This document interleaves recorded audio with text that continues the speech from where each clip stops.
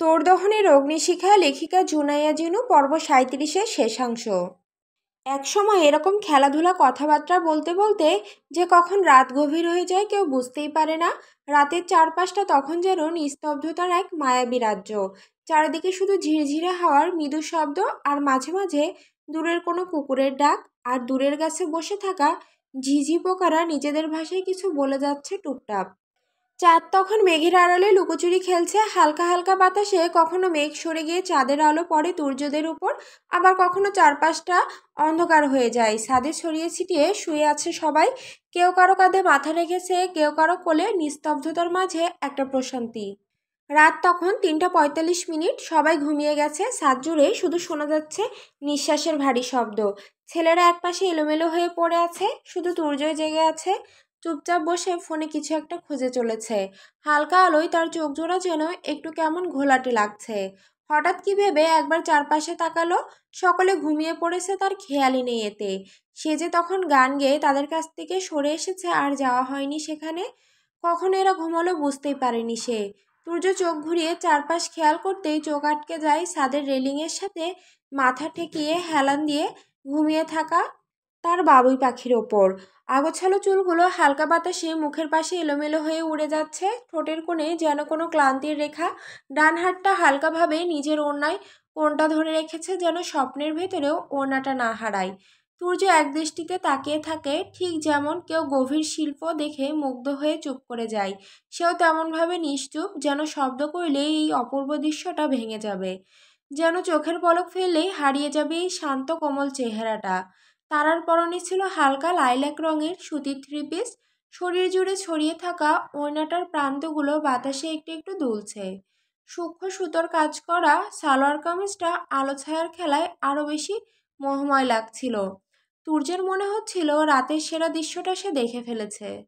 শহরের হাজার আলো এমন কোনো আলো ছড়াতে পারে না যেমন আলো ছড়াচ্ছে এই ঘুমন্ত মেয়েটার তার চোখে।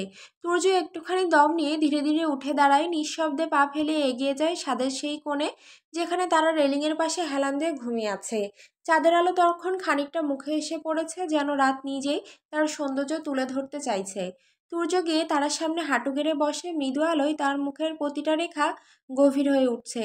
সূর্য চোখ বন্ধ করে এক মুহূর্ত নিঃশ্বাস নেয়, তারপর হালকা নেশাভরা গলায় বলে ওঠে, কি আছে তোর মাঝে এমন যা প্রতিবার দুর্বল করে দেয় আমায়? যত ভাবি তোর প্রতি কঠিন হব, কিন্তু পারি না, কেন বলতে পারিস আমায়?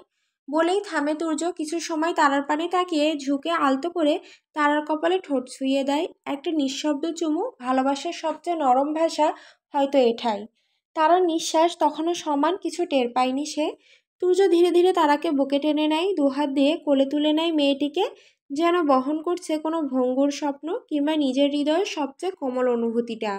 চাঁদের আলো তাদের উপর ঝরে পড়ছে, হালকা বাতাস ওড়াচ্ছে তারার ওড়না।